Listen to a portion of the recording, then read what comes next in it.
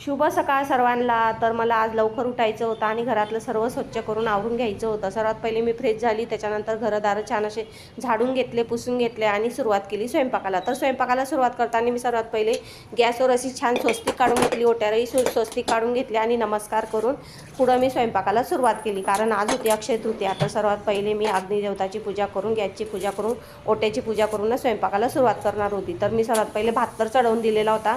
म्हटलं चला तोपर्यंत छान अशा रांगोळ्या वगैरे काढून घेऊया। तर मी बाहेर रांगोळी काढली, तुळशीपुढं रांगोळी काढली आणि भात गॅसवर चढवून दिला। त्याच्यानंतर मी कांदा तर भाजलेलाच होता, तर म्हटलं चला भात होसतो तोपर्यंत आपण थोडंसं देवापुरचं आवरून घ्यायचं, कारण मला देव पण घासायचं होतं आणि देवापुरची पण आवडसावड छान अशी करायची होती। तर मी छान असं पुसपास पण करून घेतले, देव पण घासून घेतले आणि तोपर्यंत मी कांदा चिरूनच ठेवलेला होता। तर म्हटलं कांदा पण असं भाजून घेऊया, कारण लाईटाचं काही खरं नसतं, लाईट वगैरे निघून जाती म्हणजे जाती घरातली, त्याच्यामुळं मी लवकर हा कांदा पण भाजून घेतला, खोबरंही भाजून घेतलं आणि मिक्सरमधून मसाला असा छान काढून ठेवला। नंतर म्हटलं फोडणी द्यायचं काम राहील।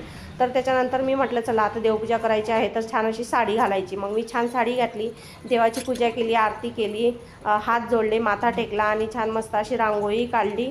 आणि मी तुळशी माझी वाळलेली होती, तर तुळशीला अशी पिवळं हळदीचं पाणीही टाकलं आणि त्याच्यानंतर थोडं दही ताक पण टाकलं, म्हणजे तुळशी छान लहरती। तर बघा अशा प्रकारे माझा हा दिवस गेला ना। आज खूप काही गर्दीचा दिवस आहे, पूर्णावरणाचा स्वयंपाक आहे। तर अक्षय तृतीयाच्या तुम्हाला सर्वांना हार्दिक शुभेच्छा।